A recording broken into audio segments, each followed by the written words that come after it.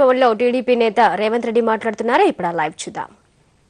ప్రజాస్వామ్యం పట్ల విశ్వాసం ఉన్న వాళ్ళు ఆ వేదికల దగ్గరికి వెళ్ళి ఫిర్యాదు చేయాల్సిన అవసరం ఉన్నది.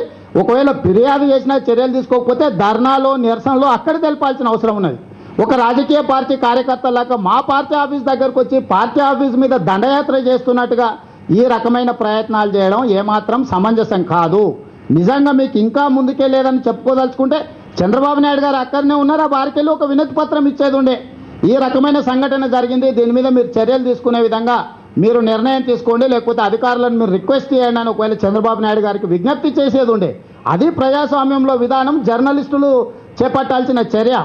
కానీ ఇక్కడ జర్నలిస్టులుగా వ్యవహారాన్ని నడపట్లేదు. జర్నలిస్టు ముసుగులో జగన్ కార్యకర్తలు మా మీద దాడులు చేసే ప్రయత్నం చేస్తున్నారని తెలుగుదేశం పార్టీ సంపూర్ణంగా విశ్వసిస్తున్నది. నేను జర్నలిస్టులు లేరంటలేను.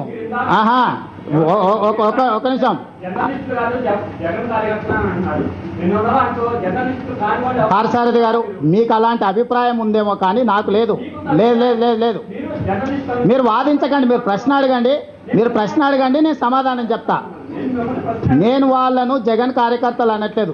జగన్ కార్యకర్తలు ఏ రకంగా ఒక నిమిషం పార్సారథి గారు, జగన్ కార్యకర్తలు ఏ రకంగా ప్రవర్తిస్తారో మీరు ఆ రకంగా ప్రవర్తించినట్టుగా ఉంది.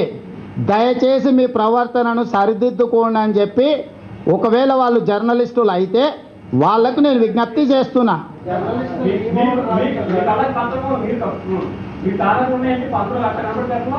మా దగ్గరకు వచ్చి చేసే చర్యను బట్టే మేము మాట్లాడతాం తప్పితే ఎక్కడ చేసిండ్రు